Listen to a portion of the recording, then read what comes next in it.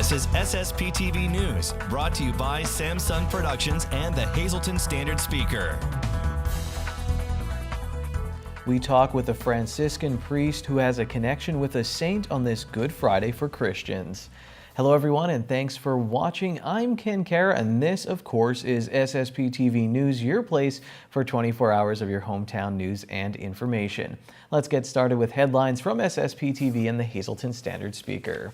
Today is Good Friday. For Christians, it's the most solemn day of the liturgical year, marking the day Jesus Christ was crucified on the cross. It's also a day of fasting and abstinence. On this Good Friday, a message from a man who has dedicated himself to God. Father Pio Mendato is a Franciscan priest who was born in Italy and received First Holy Communion from St. Padre Pio. Father Pio was recently a guest on the Sam Lasan Show. Sam asked him why church attendance is down from years gone by. I think it has to do a lot with our culture. It's so secularized and pagan, and there's so many distractions. Well, one time they asked Pope Benedict what one of the biggest problems in Western society was, and he says materialism. Because materialism chokes the spirit. We experience that in our daily lives. We get so concerned and so connected with things, and our Lord talks about in one of his parables back then, and he's referring to the times of Noah. People were so concerned with buying and selling things. Buying and selling things. They ignored the flood that was coming. So it's part of our fallen nature that we just get distracted.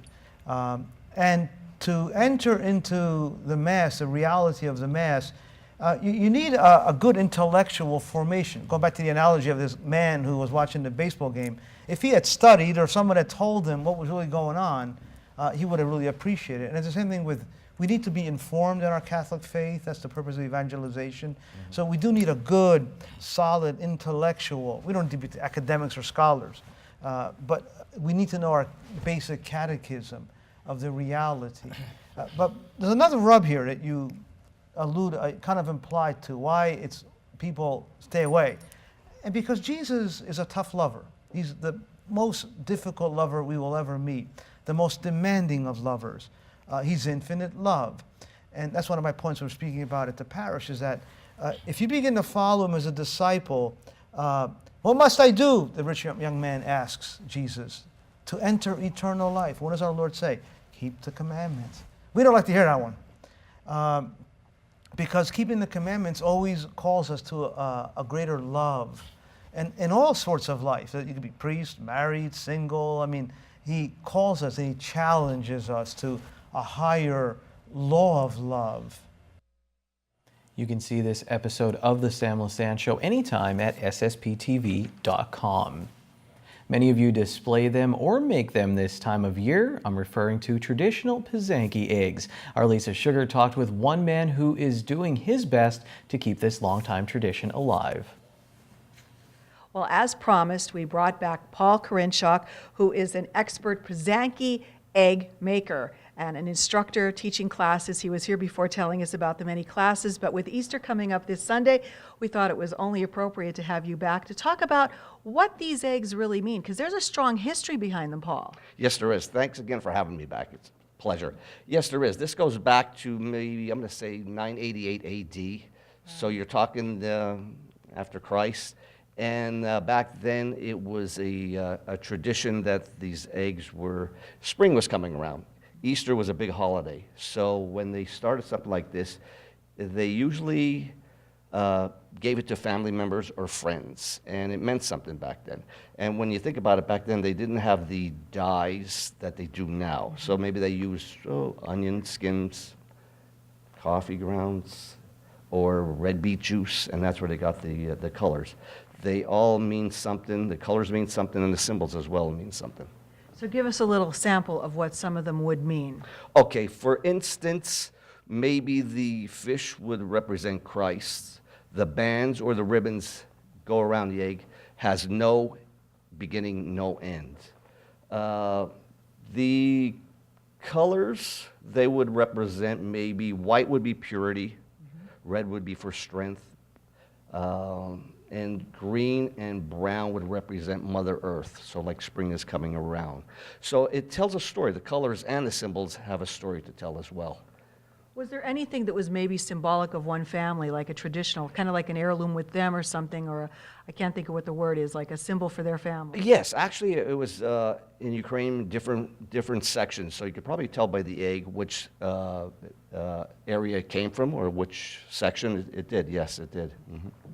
So how important is it for you that you're preserving this? Because we've heard about it in years past, but I seem to see a resurgence of this. So people trying to, I guess, bring back this long historic tradition. Yes, you can see that more often, and you can see the young ones are getting more involved in it, and which is nice. And it is a art, really. It really is an art. So I feel honored that I'm doing something like this, that I'm passing this on to generations. Hopefully, my daughter will be as good as me. And this is something, it's the Ukrainian egg, the Ukrainian religion, the Catholic religion that started this, but I think that everybody is now getting into it. You don't have to be Ukrainian to be interested in the egg. Not at all. Actually, it's different Eastern European. You have the Polish, you have the Lithuanian, Russian, Romanian, so different nationalities, and they're all a little bit different in their own way. So, but the Ukrainians take credit for this one here. And actually, there's people out there that are a lot better than me, but thanks for the thunder. Well, I think it's great that you're sharing this tradition with other people. You've had a lot of classes that people could learn. You hope to have more next year so that people will be coming along. If anybody's interested in this, can they give you a call? Oh, absolutely. My phone number is 570-668-5789, and if they're unable to make it to a class, give me a call. I'll teach them at my house. No problem whatsoever. Wow, well, this is a lovely tradition, especially appropriate for this time of the year, but I think it's going to be something that's going to be growing in popularity. So thank you for sharing it with us, your talents and your time, and happy Easter. Same you as well. Thank you. Thank you, Lisa. This Sunday, the 6th annual Community Easter Dinner will be served. The traditional Easter dinner will be served from 11 a.m. until 1 p.m. at Catholic Social Services, 214 Walnut Street in Hazleton. The free dinner is open to anyone in need of a holiday dinner or anyone who would like to enjoy dinner with fellowship. Dinner is also available to the homebound. For more information, call Catholic Social Services at 570-455-1521. Also on Sunday, the historic Brainerd Church in Seibertsville will present its annual Easter Dawn service. The Historic Brainerd Church Association maintains the local landmark and hosts 2 non-denominational services each year, one on Thanksgiving Eve and the other on Easter Sunday morning. This Sunday sunrise service will take place at 7 a.m. at the church on North Main Street in Seibertsville. The service will be led by Pastor Randy Hoffman. Music will be provided by Lisa and Scott Necht, with Bob Brubaker at the old pipe organ. Refreshments will be served after the service in the one-room schoolhouse. The public is invited to attend. Tonight, don't miss a brand new episode of The Girls. This new show, taped in our new studio at the Laurel Mall, features the winners of the 2017 Pearl Awards presented by the Hazleton YWCA. Pearl is an acronym for Professionalism, Excellence, Achievement, Role Model, Responsibility, and Leadership, the quality characteristics of the women chosen for the honor by the selection committee. Here's a sneak peek at the show featuring Pearl Awards founder Penny Cannella explaining how she came up with the idea for the awards. Well, I think, the struggle at that time, and I think women still struggle with it, is to be recognized, and for girls coming up to have role models, positive role models, to say that they can really be anything they want to be. Whether it's a scientist or a homemaker, not that one is better than the other, but to really encourage women and girls to be everything that they can be. Join Deb and Janine and the recipients of this year's Pearl Awards tonight at 9 p.m. on SSPTV and anytime at ssptv.com. And tonight we continue our 13 lucky nights on SSPTV News. Powers and Thomas Entertainment and the Laurel Mall proudly present the first ever Laurel Mall Spring Fling Outside Carnival, and we have a family 4-pack of wristbands for one lucky viewer, a $100 value that includes unlimited rides. The carnival takes place April 21st through the 30th on the grounds of the Laurel Mall. Call us now, 570-459-9813, extension 104. Leave us your name and phone number and we'll pick one lucky winner. And stay tuned to SSPTV News for more chances to win. And please don't forget to go to facebook.com/SSPTV News, like us, and click notifications for our latest updates.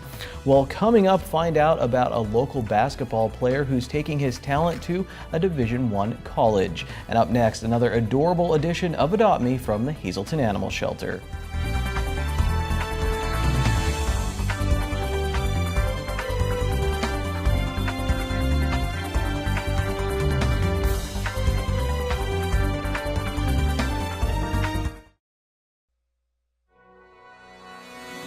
This is SSPTV News, brought to you by Samsung Productions and the Hazelton Standard Speaker. With this being the season of Passover and Easter, tonight we have a story about a young man who is looking to give back to his community. Lisa Sugart has this very special story about how you can help an area teen build a much-needed facility for a local convent. I'm very pleased to welcome to our studios a special young man from Sugarloaf Township. Dante Mangione is working toward his Eagle Scout project. He is with Troop 207 in Cunningham. Thank you so much for being here with us today.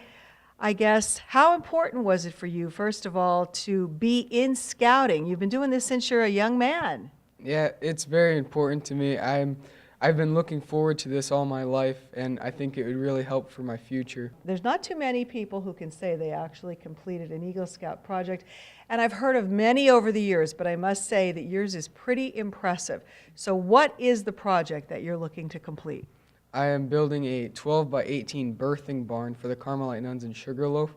They have miniature horses, and I'm just gonna get a prefab shed. I'm gonna get excavators to dig the foundation. I'm gonna lay the shed, and then I already have an electrician to come and do all the electrical for heat and lighting.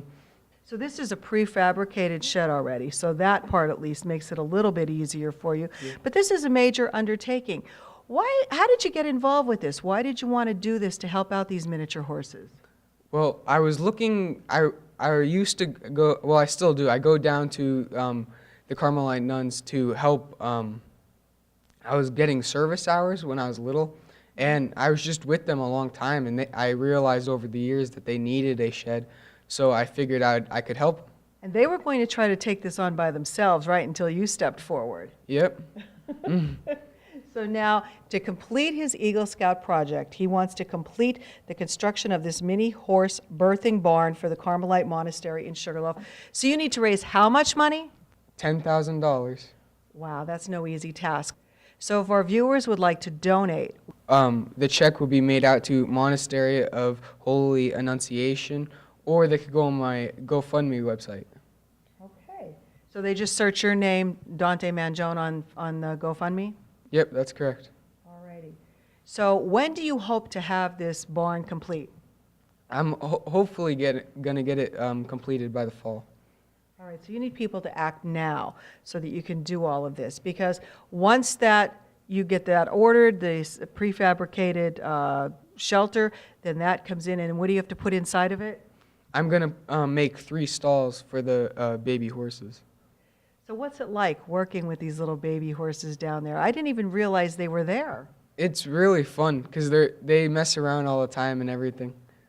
So that is pretty unique to have this project, a major undertaking by this young man. How old are you? I'm 14. 14 years old. So that's really young for somebody to even be an Eagle Scout candidate. Yep. So how about you give a shout out to where you go to school and tell us what grade you're in? Marian Catholic High School, and I'm in 9th grade. All right, pretty impressive. A student at Marian Catholic High School, only in 9th grade, 14 years young, and trying to construct a mini horse birthing barn for the Carmelite Monastery in Sugarloaf. Please help Dante to make this project complete by the fall. Again, you can send your checks to his address up on your screen, and you can make those checks payable to the Monastery of Holy Annunciation. He wants to get it done by the fall. One last plea to our viewers to help make your dreams come true with this. Please donate. All right, a humble young man, but a very talented one at that, to take on such a major project. I hope this becomes a reality, and I hope you'll come back and tell us what the nuns and the mini horses liked when they saw that you completed this for them. Thank you. Dante Mangione from Sugarloaf Township. Please help him make his Eagle Scout project become a reality. Thanks, Lisa. Let's check out our home of the week from Tuscus Homes in beautiful Sand Springs in Drums. This home offers the best of townhome living at Player Court at Sand Springs. It features 1,500 square feet of living space, 3 bedrooms, 1.5 baths, and a 1-car garage. It's move-in ready and offered at $189,900 and comes with a builder warranty plus low cost and maintenance. For more information, call or text 570-471-0719, or you can email marthac@tuscushomes.com. And now this week's Wheels and Deals from Berger Family Dealerships in Hazel Township. Hey, check out this 2014 Mazda CX-5. It's the touring model and it's all-wheel drive. It's going to be Mazda certified, so you're going to get a 12/12 bumper-to-bumper warranty, plus the balance of 7-year, 100,000-mile powertrain warranty. It's got power seat, blind spot monitoring, rear camera, navigation, only 24,000 original miles. Can't beat this deal here at $21,995. Hey, here we have a 2014 Toyota. It's a RAV4 limited model, all-wheel drive, 33,000 original miles. It's got leather heated seats. It's got power moonroof. It's got memory seats. It's got blind spot monitoring, rear camera, alloy wheels. Absolutely fantastic deal at just $22,995. And Berger Advantage, what is that? I'll tell you. It's lifetime free Pennsylvania state inspections, lifetime tire rotations. You get 5 years of oil changes. We have courtesy delivery. So if you don't want to wait around and get your car serviced, we'll pick your car up and deliver it for you. Just can't beat these deals.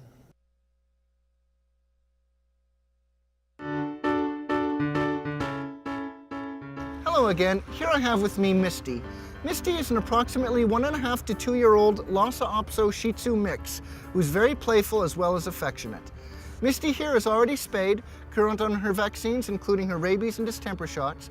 She's also been tested for heartworm and Lyme disease and has come up negative for both. Like all of our animals up for adoption, she's also been microchipped. We're not sure what she's like with other dogs, so we certainly recommend doing a meet and greet if you have one already and are considering adopting this little girl here. Being equal parts playful as well as affectionate, we recommend somebody who's got a lot of time for her and doesn't mind long walks and playing outside in the yard. That's it for this week's dog. Let's have a look at our cats. And here I have with me Marco. Marco is a young adult who, like all of our cats, is neutered, current on all of his shots, and has been tested for feline leukemia and FIV and has come up negative for both. Marco likes to be the center of attention and doesn't get along that well with other cats. For that reason, we recommend him to a home that has no other animals currently. One very unique feature about Marco here is his polydactyl back feet. We have gotten many cats at the shelter here that are polydactyl, but this cat is unique in that it is his back paws that have the extra toes.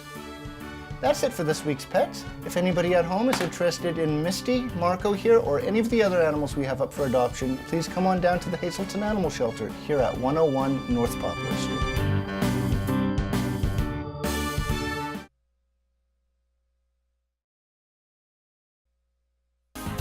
Time now for sports on SSPTV News.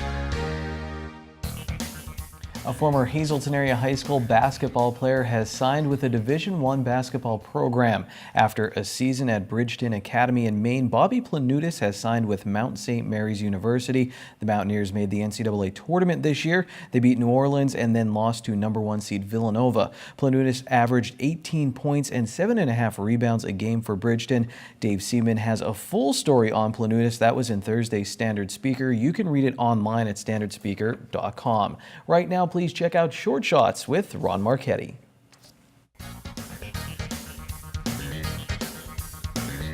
April 14th, Good Friday. Hi, everybody, on this Easter weekend. This is Short Shots, but it may seem like trivia treats, mainly because this is Holy Week, which is a slow week, and this segment is pre-recorded. With that being said, let's talk about the big story that ended on Palm Sunday. The Masters Golf Tournament. 6 golfers went into that final round within 1 stroke at Augusta. But after it was over, only one man put on the green blazer. Congratulations to Sergio Garcia, this year's Master champion. And speaking of champion, Michelle Guest captured the 2017 Greater Hazelton Area USBA WBA Bowler of the Year tournament at St. Michael's Lanes in Freeland. Kudos to Michelle. I enjoy mentioning good news, not bad or sad, like this. Last week, Ron Gatsky passed away, a man that certainly deserves a tribute. Ron was a former state representative, educator, administrator, and a lot of other things. But I remember him as a three-sport athlete at Hazelton High and a highly successful high school basketball coach for the West Hazelton Wildcats from 1963 through 1973. He played basketball and baseball for HHS, but I remember him as an outstanding defensive lineman for the Mountaineers. He was left end and played with defensive right end and two-way end Eddie Ritchie, who was the last AP first-team All-State football player at Hazelton High.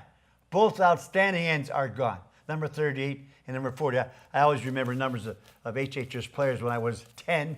Jordan, number 12, DeSabella, 14, Schlenker, number 23, Ritchie, number 40, and Gatsky, number 38. Now, I can't remember what I ate for supper last night. Gatsky and Ritchie played together in 1950 and 1951.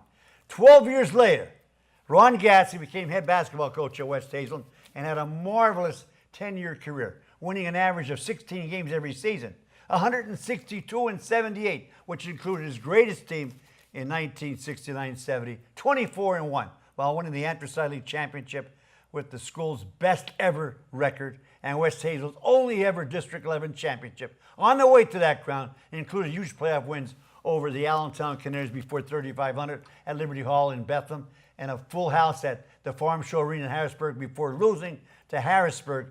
Williams Penn at the same place before almost 10,000. Ron would talk to anyone about anything except one subject, the 7-5 game that the Wildcats lost to MMI, which stopped a 62-game Anthracite League win streak. Going there was not a good idea with Mr. Gatsky, who won 6 league titles and 1 district championship. A nice man and a well-known name around here. He was 82. Condolences to his family and friends. Till Monday, stay loose. Happy Easter, everybody. Good evening, everyone, and here's tonight's Talk of the Town report. First tonight, the City of Hazelton's Department of Public Services is announcing that there will be no bus service Easter Sunday, April 16th.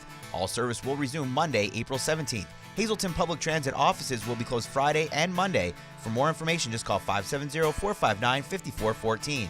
Our next announcement, the Majestic Players will be presenting And Then There Were None by Agatha Christie, Friday, April 28th and Saturday, April 29th at 7 p.m. The show will be held at the Majestic Theater located in Pottsville. Tickets are $15 and will be available at the door. For info, just call 570-628-4647. And finally, the second annual Gala fundraiser to benefit the J.W. Cooper Community Center redevelopment effort will be held May 13th from 5 to 10 p.m. in the Grand Ballroom of the Ramada Hotel in downtown Pottsville. The cost to attend is $50 and includes dinner, entertainment, and drinks with several guest speakers and entertainers. For info, just call 570-617-8920. That's tonight's Talk of the Town. Attention pay-per-view subscribers, if you see your name right now on News 13, you'll have 13 minutes to call in and win a free movie from Service Electric Cablevision. Our winner tonight is Rose Balderston of Sugarloaf. Rose, if you're watching, give us a call, 570-455-7267, extension 104. I hope I get a chocolate space shuttle this Easter, and I hope all of you have a happy and holy Easter. We'll see you back here on Monday. Take it easy, everyone. Watch us online anytime at ssptv.com and follow us on Facebook and Twitter.